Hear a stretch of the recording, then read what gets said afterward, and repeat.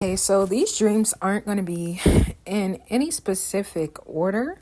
Um, excuse me. But I will have the dates that they were recorded on the screen. I'm not going to read every single aspect of one. Well, I am. If I read one dream, I'm going to read every single aspect of that dream. But in the screenshot, you will be able to see another dream come up. So instead of reading them, I'll let you all read them if you want to. But what I'll say is that sometimes when your mandalas give you a dream, when God gives you a dream, it's not always going to be direct. A lot of times it's not direct. A lot of times it's abstract and cryptic. So God might put two people in a dream that were nasty towards you and disrespectful towards you. And then at the very end, put someone that you might not expect to do that towards you, or at any part of the dream, put someone that you might not expect to do that towards you in the dream. And it's because God is trying to make a point to you. Excuse me again. And it is your job to decode that and to figure out why would God have this person here in the first place, especially if they're not there saving you from something or, helping you navigate through the negative effects that those people cause you. They're more than likely there because their energy is covertly like those people who disrespected you or who did something else negative to you. Or it can be the contrary. It could be positive people, and God wants you to know that for the people in your past or in your current reality that you can trust, the person that randomly came up in the part of the dream is someone that you can also trust as well and see in a good light. So I'm going to go ahead and read this dream. I think I have one more dream. Well, I'm about to read two dreams, and I think I have one more after that I want to share with you all. In this dream, the person I was staying with started off as Jada Epps. We were cleaning the house, and she thought I possibly laughed at her for something. I did my best to clarify by telling her no, but she clung to the assumption. She then transformed into my aunt. She started blaming all of her struggles on my presence and started to throw jabs at me unwarrantedly. It gave energy as if her inner child was wounded and she wanted to hold me responsible because I triggered something that reminded her of wounding that already existed within her. We got in her car together, just us, and she was still going. She ended up throwing a jab at me in regards to something about self-love. So in return, I mentioned how her partner did what he did to me and how she knew yet still slept with him. I got out the car saying, and had a child at that. Me mentioning this was the climax of her emotional episode. She was crying even as she was talking cash shit. Very hurt. I was shocked to see how miserable my aunt was I was shocked to see how miserable my aunt still was even after her child and acting as if things were great on social media. When I said the last thing, she started walking towards me, still crying, but trying to fight. Out of the blue, my cousin and the man that I mentioned, which was the man that she had a baby with, appeared. The man was doing his best to hold her back, and my cousin was trying to console me, and I said, no, you need to go tend to your mammy. He then started holding her back from attacking me as well. Him and his dad were both dressed in red. Side note, I just closed my eyes for a second while writing this, and I saw a vision of a pale body hanging from a skyline as if it was dead. The skin had no hue at all. It was just in white underwear with blonde hair. I don't know what that means. I feel like that is in correlation to her being numb to some degree, her being dead inside and trying to feel something by living and thriving off of my energy as an energy vampire would do. She was not calming down, so I threatened to call the police. Then I pulled out my old phone and started singing "Hold Her Back" because I'm gonna call the police on that bitch. So with this dream, my aunt is someone who oh my gosh. She is a whole other story time for a whole other day, her and the other women in my family. But my aunt is not someone that I had a good experience with. My aunt is someone who was abusive towards me, someone who is extremely disregarding towards me. And the thing that I noticed about my narcissistic abusers is that they love the fact that mental health and mental health labels exist, because it is extremely convenient for them to throw and stick those labels onto their victims as a means of gaslighting their victims, as a means of deflecting accountability. And I already did a video on that if you all would like to go see it. But the fact that no good person, no one that is divinely meant to be in my life, no one that can give me divine love would ever transform into my aunt. I can guarantee you that my divine romantic partner, my divine best friend, or anyone that comes into my life that's meant to be there, approved by God, is going to transform into any of my abusers from my past. So this dream was letting me know that is her character. That is who she is. That's how wounded she is. And that is the way in which she was treating me. So now I'm going to get into the next dream, which I think is in the same note as well. Now, this dream, oh my gosh, this is a heavy hitter dream. So I'm going to talk about this dream. I had this dream right before I came back into Jada Epps' life a second time. So this was when we had this big ass blow up, and she called herself doing a return to sender conjure on me, right? I really feel like it was a hex, because it's like, what are you really returning? Like, of course I wasn't perfect, but I was not a bully to you, and I wasn't toxic to you in the degree to where you would have to, like, what are you really returning, really?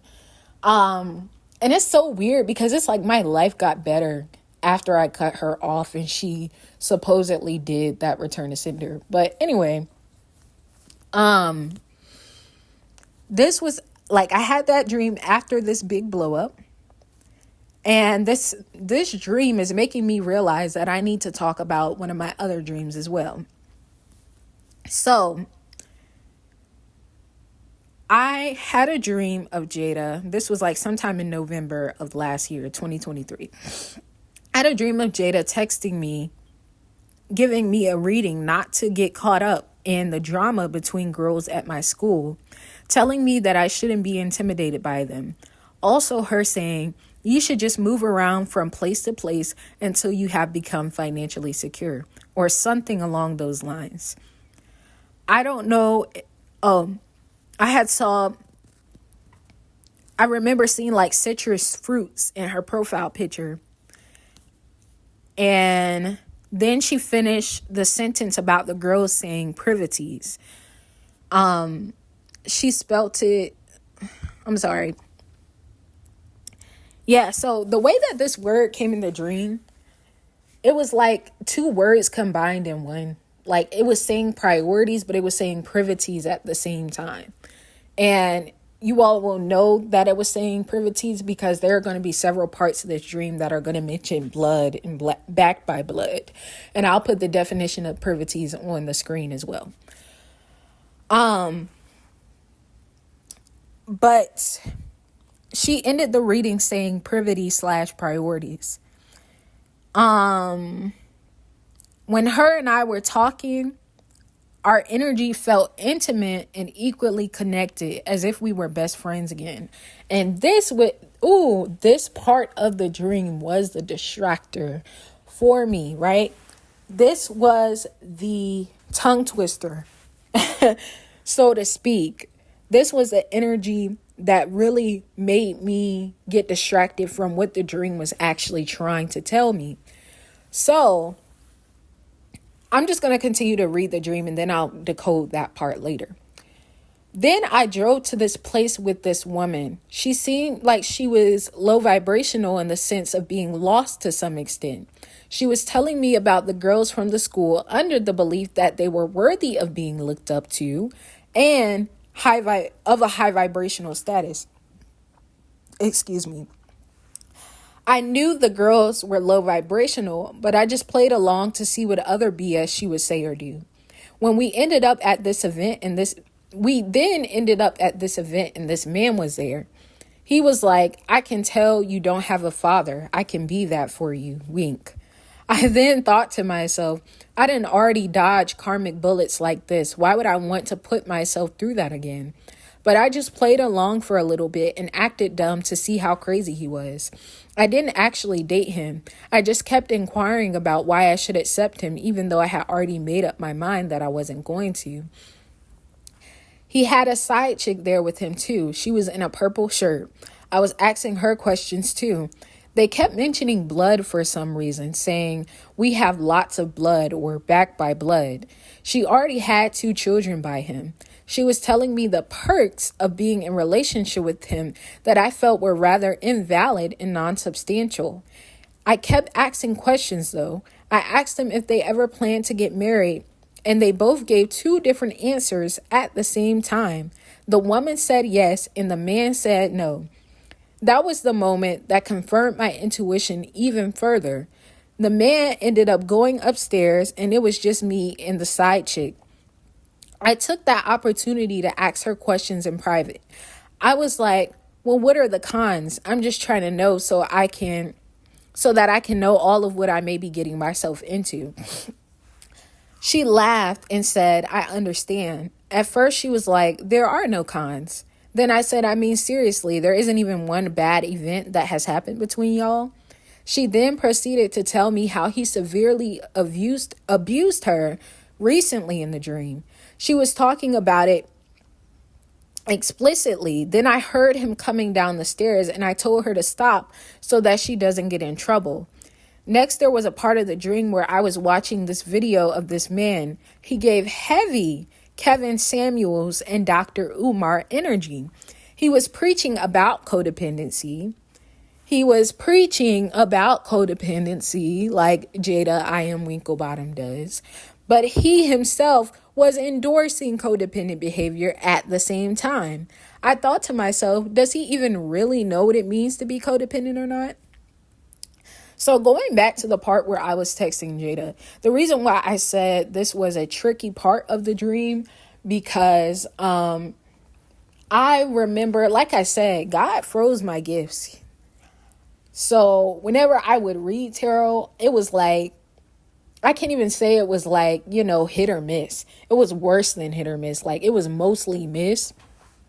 And not only was it mostly miss, but I'm pretty certain that there were low vibrational spirits attached to me and in my energetic field, giving me false messages as well. So I was always under the assumption that it was a possibility that she could come back, or that I could go back to her and we would have a professional relationship. And the reason why I even clung to that possibility is because, again, like I said in parts of my video, parts 1 and 2, I thought that I could not read tarot. I would never be able to read tarot as clearly as she did. I would never be able to get messages as detailed as she did. So whenever I was reading tarot, it was really like only yes or no answers for the most part. I thought I would never be able to do my own conjure work. And I saw her and her energy via conjure work as a vitality source. So in the back of my mind, although I was beginning to have a better life and even master solitude and experience energies of self-love, I always thought to myself, I could only get but so far without Jada Epps. And that was far from the truth. And I am a living testimony of that now that I no longer have her in my life. And I have accepted that there is no future with this person, nor even if there was a future, I would never be able to get as high. I would have never gotten to the heights in my self-love, in my self-mastery journey, in my connectivity to my mandalas and other parts of myself, if it was not for me accepting that I cannot thrive in codependent relationships, no matter how they manifest, whether it's platonic, romantic, spiritual, etc. So, since I wasn't as attached to her and obsessed with her once, sometime after the big blow up happened, and I just accepted things for what they were. But again, I still was, saying to myself, I might have to go back to this person. So when the energies came up of things being intimate and us feeling equally connected as best friends again, I thought to myself, I feel like if we did have more of a closer connection, maybe then we wouldn't argue as much. Maybe then I'd be able to maintain a relationship with her for longer. So that was like candy to me. I got caught up in that energy. But the reason why that energy came into this dream, think of the majority energies that are coming into this dream. Abusive, toxic, codependent, a man that has a side chick and is impregnating her and doesn't plan on marrying her.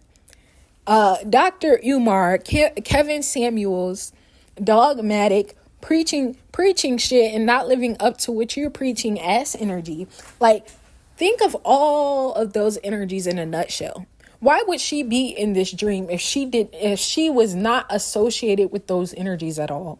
Or if it would not have been in my best interest to see her for being in those energies and to walk the fuck away. Right? But I didn't know how to decode dreams then. So I felt that energy. I still felt it when I woke up and I was like, oh my gosh, maybe I need to go back towards Jada. Right? And when she said the word priorities in the dream or priorities, and I looked it up on Google, I was like, oh, let me read the definition of priorities. I said, it says a relationship between two parties that is recognized by law, such as that of blood, lease, or service. So again, as I said in part 1 of the story time, Jada gave me a reading saying, my soul shines brighter than yours. And Spirit says, without having me in your life, without having a connection with me, without purchasing work from me, your life would be very difficult, right? She's also given me readings saying we're meant to work together. We're meant to have ties, right? Even if we weren't friends, we were still meant to have ties. She's giving me readings saying things like that. So I'm in the back of my mind, I'm always thinking like, maybe we're twin flames. Maybe we're divine counterparts in a platonic way. Maybe we're meant to have a spiritual business together, do some type of spiritual partnership together. I'm always thinking that eventually it's going to bud up into something else. And that's where the future faking comes in, because you are making me feel like there is some ultimate end goal, some ultimate purpose of being in connection with you, when it's not. We're just going around in circles. And I did screen recording on that as well from our messages that you all will be able to see in probably part 3 or 4 of this video. But really, the priorities was referring to, now I know it was referring to the low vibrational ancestors that benefited from me being in connection with Jada. I keep wanting to call her Evie 2.0 because that's the nickname that I've been referring to her as by myself into my mandalas. But the low vibrational ancestors that were attached to me and her wanted me to be in connection with her. And my mandalas gave me a reading saying that these low vibrational ancestors are beings that do not give a fuck about you, Journeys. They're selfish and they're unevolved. Their priorities are also unevolved. That's probably why, I was confused. I was like, is it priorities or priorities? But then I was like, no, priorities isn't spelled like that. And that's why I was led to put those words together. They were definitely meant to be put together. Their priorities are low vibrational. Their priorities are to have codependent relationships. Their priorities are to be low vibrationally feminine in the sense that you're being submissive. And again, feminine energy is not just about being a woman or looking pretty. It's an energy. And there are different levels of that energy. There are divine aspects of feminine and masculine energy, and there are low vibrational aspects of it, karmic aspects of it. And they prioritize that karmic aspect. They prioritize that dependent aspect. So the privities were making priorities, making me feel obligated to reconnect with her. And my mandalas in this dream were warning me not to go back to that.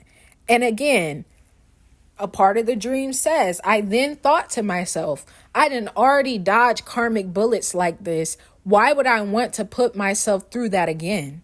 They were warning me, saying, hey, this is something that these beings are trying to offer you. And if you go back to it, it's not going to look nice for you. Right? So now let's talk about what Jada said in this dream. So she's seemingly giving me advice. And I got caught up in that part too. I'm like, oh, she's giving me advice. She's helping me. She's being a friend to me. Maybe there's some potential of a better connection if I do let her back into my life, right? I totally disregarded the dream for what it was actually trying to tell me. And I disregarded something that she even said, which was, you should move around from place to place until you have become financially secure. So y'all don't have to do this if you would like to. If you go back and look at the video that I made entitled Assume Boundaries, Solitude. You know what? Let me read y'all something. I am going to read a passage from Susan Skinner. And I would have never met Susan Skinner unless, now I need to tell y'all this dream. If it wasn't for a dream that I was given about Jada, right? But that, it's like you're saying move around to become more financially secure.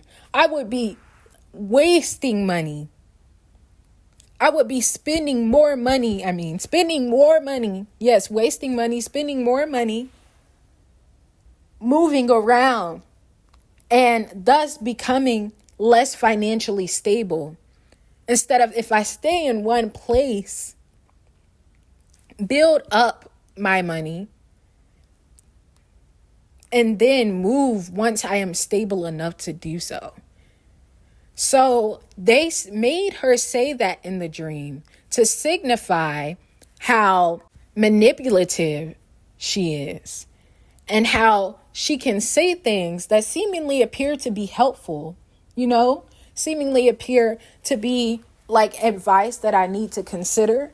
But if you really take the time to decode not only what she's saying, but the energy behind it and how logical it is, you realize, no, like this is some bullshit. And you definitely have a demonic agenda to bring me down and to dim my light. But the fact that stability was even mentioned is in correlation with solitude and codependence. And that is because if I'm constantly never sitting with myself, never getting to know myself for myself, never getting to know God for myself, and every time someone breaks my heart or leaves my life, I just go back to the next person, the next thing, and they leave and they leave. I am basically telling myself that I have no foundation and I am nothing without those people, without those things. And that is the weakest way of being that you could ever be. Because although we are all one, God did not put us in separate containers for no reason. And for you to tell yourself that you need someone or something in order to feel alive, in order to feel vital and good, is for you to revoke your own power. So I'm going to read this, a part of an excerpt from an article from Susan Skinner. And I think, you know what I'll do next is read the dream that I had that made me discover this article, right? So it says, so what if we have all left all of the places where there is abuse and we find ourselves with nowhere left to go? And do we lament and call ourselves the remnant as we watch those people over there self-destruct and hide away, hoping to avoid their fate? That's what seems to be what the apostles did to Jesus. Only one stood with him when it all fell apart. I had to ask myself this question seriously and what it means to know who I am in God's eyes and what exactly he is asking me to do. If I am simply looking for the letter G, other people, other places, other things, to be better and proper, what am I actually doing? It seems to me I am clinging to security, not true security, but the security from another and not God. What if God wants me to be in the middle of a place filled with abuse?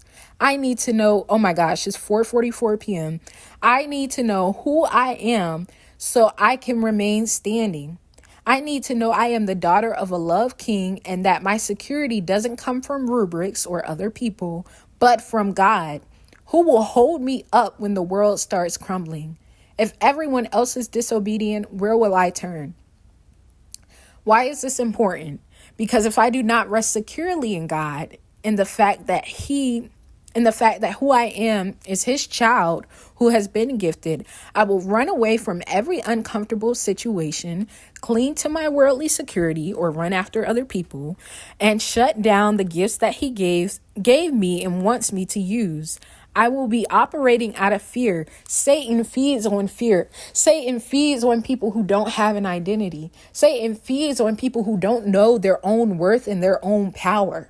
Because when you don't know your own worth and your own power, you clear yourself out. You drain yourself of all of your divinity and greatness. And you give your body, your mental, your spiritual, your physical and emotional body a space for Satan and demonic energies to reside in. So,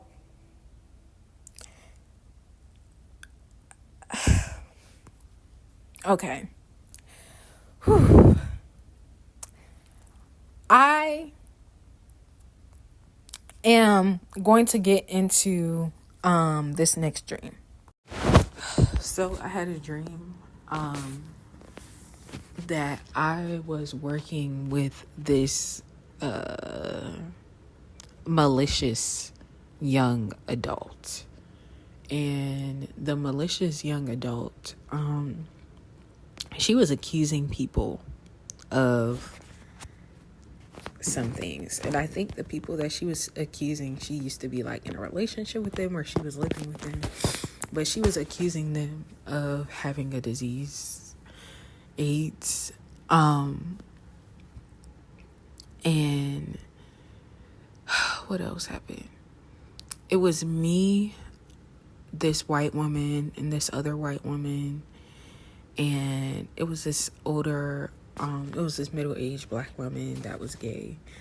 And we were all like working in this office on this case because she was our case, and we were working on her, like doing research. It was like social services, but also like detective type thing. And I was interviewing her, and I noticed that she was lying about having that disease, and she was accusing other people of having it instead of saying that she had it. But I could tell that she had it because she said that she pretty much kind of told on herself. And one of the things she said, she was like, I have brown spots in my underwear. And so I stepped out of the office, and my supervisor was like, or my boss was like, where are you going? And I was like, she's not telling the truth, so I'm going to go do something. I don't remember what I said. And so then it was my other coworker there, and she was like, okay, I got you. And my supervisor was like, okay. So they had went into the office to tend to her. They had kept talking to her, and then we all agreed that she was lying. She was just very chaotic. She came out of the office. We came out of the office with her, and I guess we were about to walk her home or something. I don't know. But we were walking somewhere with her. I don't want to say home, but we were walking somewhere with her. Then we all came out of the office, and as we were coming out, she was flirting with the older gay black woman. And I was like, this girl is crazy. Like, this girl's all over the place. And the older gay black woman was like, like, she was like kind of turned off or like confused. And I noticed it. And so, another thing that I noticed too was like, once I found out that she had the disease, I was becoming like afraid of her, afraid to like be around her. And then we were walking down the street, and we were walking down this long road, and my white colleague was there, white woman. I'm just describing her. I'm not trying to be racist or anything. I don't have a problem with white people. But my other colleague was there, and we were talking and stuff like that, but it was kind of understood. Me and my colleague both understood the girl was lying. Like, we both knew. And she kept like moving around. She kept doing sneaky shit. And one of the things that she did was like rub some kind of bodily liquid onto my colleague. And my colleague was like, did you just rub something on me? Like, did you just put something on me? And she was like, she lied and said no, but it was obvious that she did.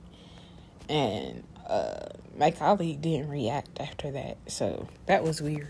But we end up going separate ways, and I end up going to this big ass like mansion. But then when I went inside the mansion, it wasn't as big as I thought. When I went inside, it was actually kind of like small.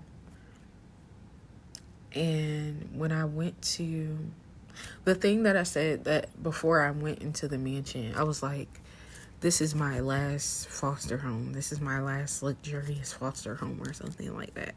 Or this is going to be the best last foster home that I'm in. But then when I went in, it was small. And when I went to what was supposed to be my room, that shit was very small. Like, for it to look so big on the outside, you would think that my room would be much bigger. And then I was like, I don't think I want to stay here. And then another thing that I said before I went into the room, sorry for being all over the place, future self that listens to this. I was like,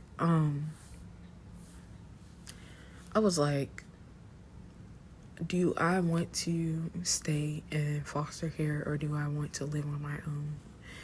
And when I went inside the room and inside the house and around the house, I was like, yeah, I think I want to live on my own. And one of the things that Jada said came to mind. She was like, living with your parents really is where it's at. Like, living with your parents really is good because you get to save more money. And I thought about that before I went into the house, but then when I went in and I saw everything, I was like, no. And then the owner of the house, this older woman, I said hey to her. I was sitting at the kitchen table and I was like, hi, how are you? And she did not say shit to me. Like, her face was stank as fuck. And she had this video up. And I mentioned her video. And I mentioned her video because I knew me complimenting her on it would boost her ego and make her be a little softer. So I was like, I like your video that you made. Because she made videos about cooking food and making drinks and stuff like that. And so, she smiled after I said that. Like, it was a genuine smile. And I was like, yeah, I was saying to myself in my head, like, yeah, that would make you be a little nice. So, after she left the kitchen, I don't know what happened. I guess the house transformed and it ended up being this younger woman's house. She was probably like in her 30s, in her late 20s. And I was like, I guess I'll be staying here. And she kept saying, well, you're not my big sister, so you don't get the bigger room. And she wasn't saying it in like a directly negative way. It was more so an undertone. It was more so like, well, you're not my big sister, so yeah, you don't get the other room, but you can stay here. Like, it was kind of like undertone. Like, she was trying to let me know my place in her life. Like, you're not someone important to me, but I'm just kind of gonna tolerate you type shit. So I was just like, okay. And she had a partner too. And I guess like I saw videos and stuff of them and they were like turning up. I'm kind of all over the place describing this dream, but anyway, long story short, she was letting me know my place to her without directly saying you're not that important to me. She was like, well, you're not my big sister, so you can have a smaller room, but you can stay here for a little bit. And she said something else like, you're not my best friend, so you can have a smaller room, but yeah, you can stay here for a little bit if you want to. I just have to get some papers for you. And I was like, okay. And I was actually like, well, I actually don't want to stay here. I have my own place. And she was like, okay, all right. And then I was like, is there anything else that you want to share with me or show me? Like, I just felt inclined to ask that. And she was like, I don't remember what happened after that, but I remember like talking to her and her boyfriend. I think this part is unimportant, so I'm just gonna move on to the next part. So yeah, that was that part of the dream. That was those two parts of the dream. And then after that, just right before I woke up,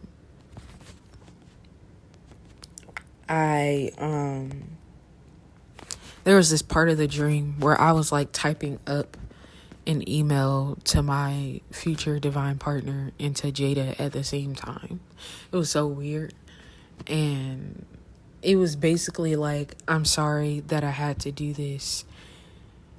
It was so that I can be better to you. It was so that I can heal for you. it said both of those things like at the same time, or it was understood that it meant both of those things. So I had sent the email, and then just right before I woke up, let me go to Google. Hold on. Just right before I woke up, one of the things that I said in the dream, it was like, now I can finally stand in the sand. And I was like, huh? So I looked it up. And let's see. Let's go to this one. So, science gets rarefied. You spend a lot of time at your computer. You end up getting hyper specialized and focusing on little things. He said, standing on the sand in his waders and headlamp between, wait, I'm sorry, that don't make sense. Disregard that. That's not the one that I saw.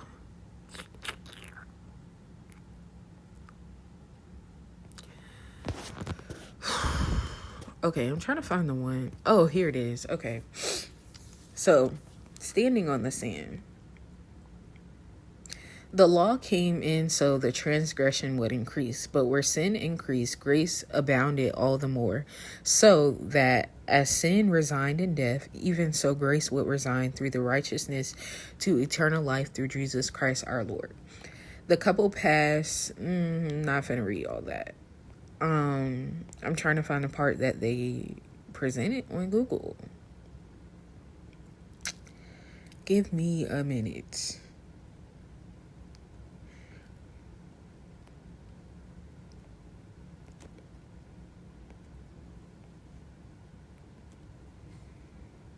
I'm just gonna pause this VM. So here is one of the definitions. It says, who am I? Have you ever asked yourself this question, or even asked another person? Almost always you get an answer of what a person does. I am a teacher, I am a doctor, I am an accountant. But this is not what God wanted for me. He wanted me to know what I did. He wanted me to know who I am, what it is he sees.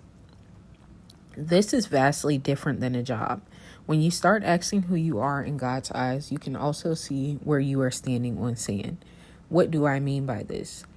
The walk with God is one of purification. It is one of perfection and virtue where you become attached to God alone. When you are attached to God alone, you operate in the very essence of who you are. All of your gifts become apparent and they are used in service of God, which brings you closer to communion with other people, regardless of what they are doing. You learn how to interact lovingly, how to pour God's life and truth into.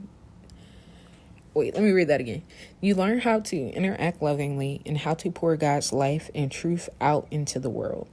But the closer you get to God, the more you see what you cling to that is not godly, and how the devil can use things that are inherently good to draw you away from God by twisting that inherent goodness into something self-serving.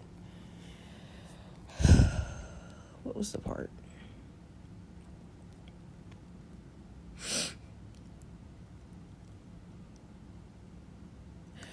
Oh, it says I don't know if I already read this, but it says when you start asking who you are in God's eyes, you can also see where you stand on sand. Yes, I did. Okay.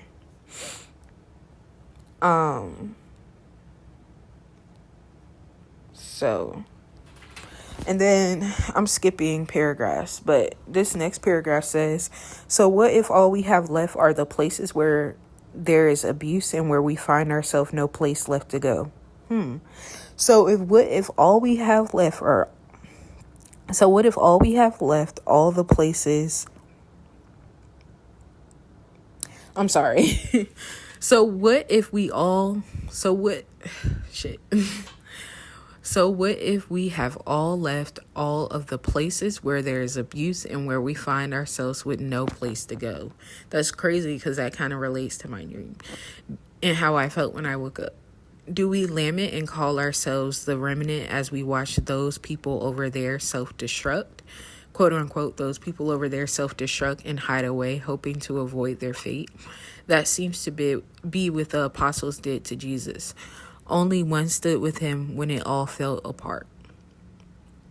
I had to ask myself that question seriously, and what it means to know who I am in God's eyes, and what exactly is he asking me to do.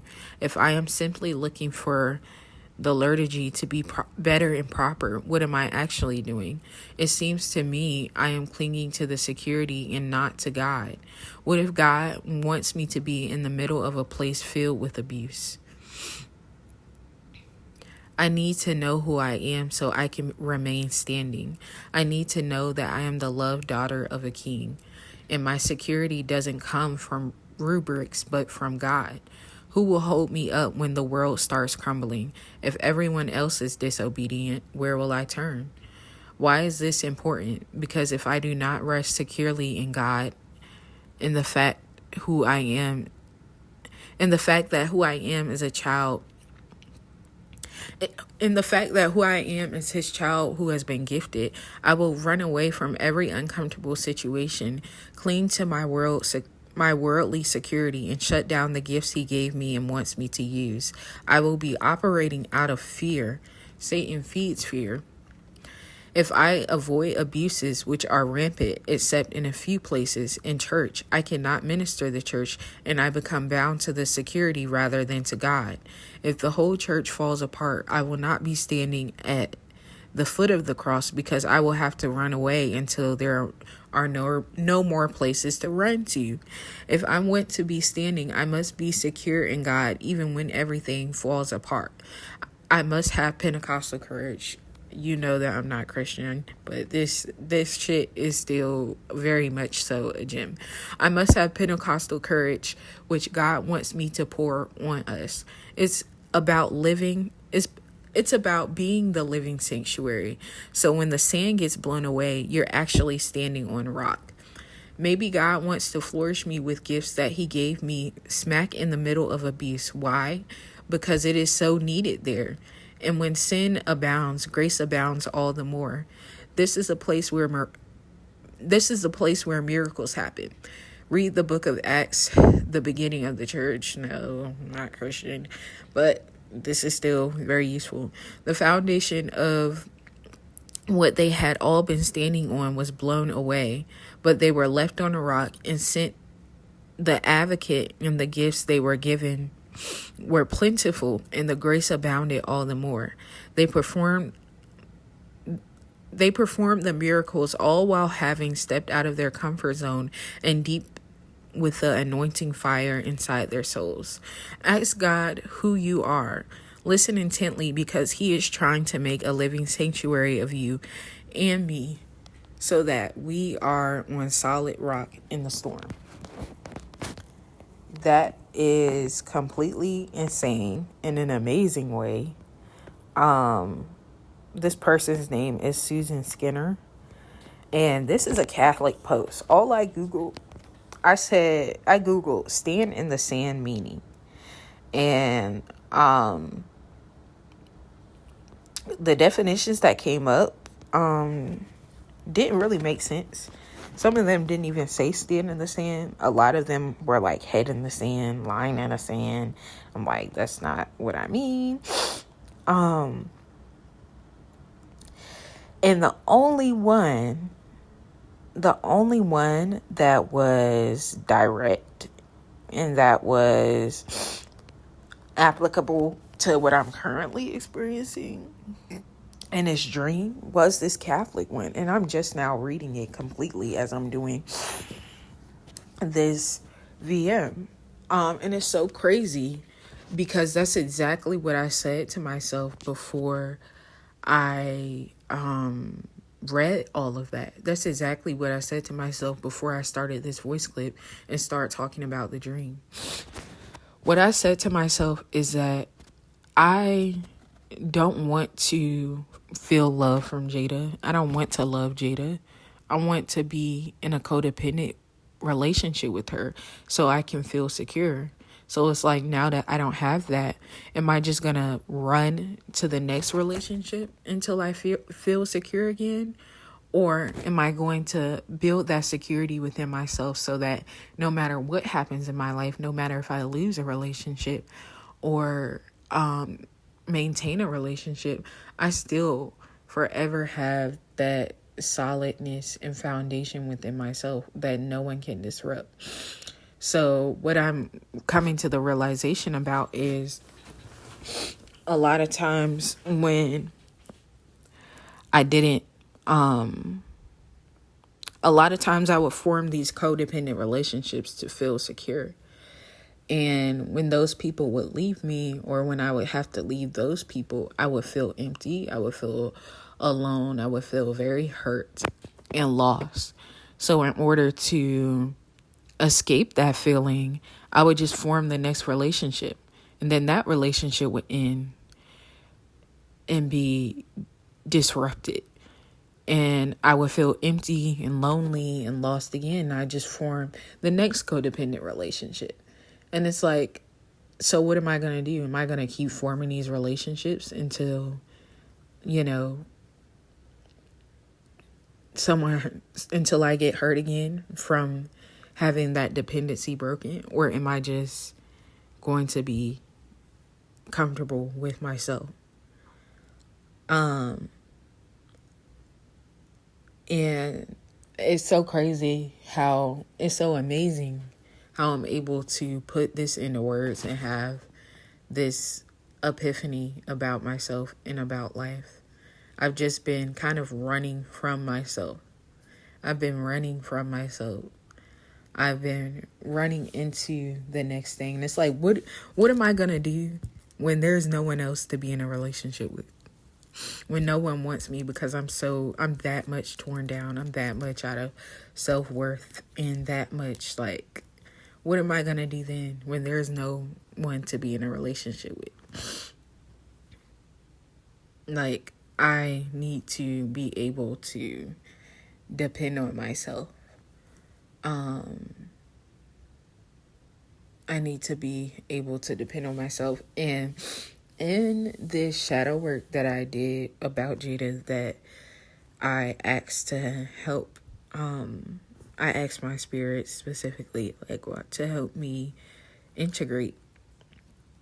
All of this is about codependency. Like, I had to be real with myself and say, it's not her, that I don't want her love. I don't want, her to like me. I don't want to be in love with her. I want to be dependent on her so that I can feel secure. I had to be very honest with myself and say that. And this has hit me hard. And although I'm hurt because I feel like literally the thing that I said before I read this Catholic post is I feel like I lack security. I kept saying, I feel like I lack security. I feel alone. I kept saying that. And now